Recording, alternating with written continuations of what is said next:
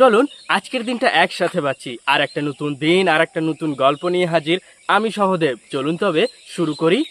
মোটামুটি আমি ভোর 4:30টার দিকে ঘুম থেকে উঠেছি। ঘুম থেকে উঠে হাত মুখ ধুয়ে আমি একটু হাঁটতে বেরিয়েছি। মোটামুটি 1 থেকে 1.5 কিলোমিটারের মতন আমি হাঁটলাম। তো এখন এখান থেকে গিয়ে শুরু করব ওয়ার্কআউট।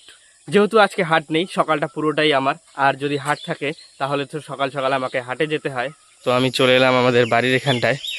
তো আজকে এখনো পর্যন্ত কেউ আসে নাই, আমি আজকে সবার প্রথম।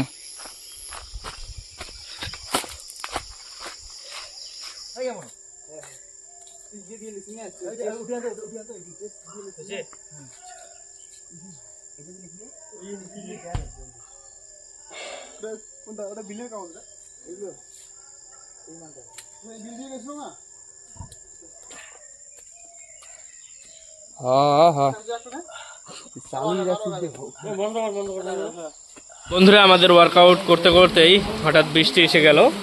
বৃষ্টি আসাতে কয়েকজন চলে গেল, আর 2-3 জন এখনো রয়েছে। এখানে মিটিং চলছে, আমিও রয়েছি। কি আর করার, এমনি তো সময় পাই না।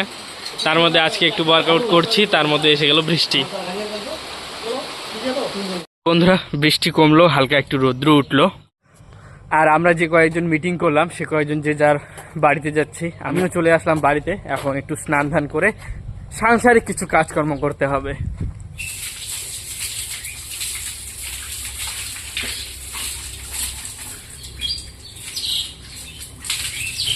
ওয়ার্কআউটের ওখান থেকে বাড়িতে এসে স্নান করলাম। স্নান করে সকালের খাওয়া দাওয়া করলাম।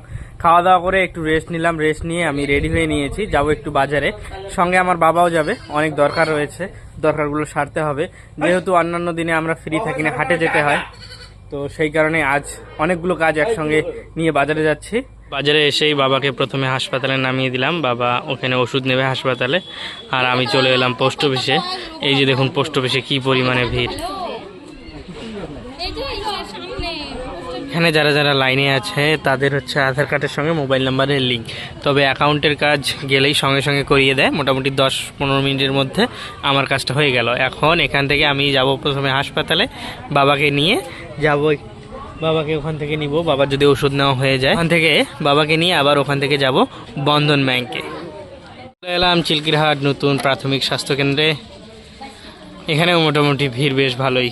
সপ্তাহের শুরুতে না সব জায়গাতে ভিড় মোটামুটি কিন্তু ভালোই হয়।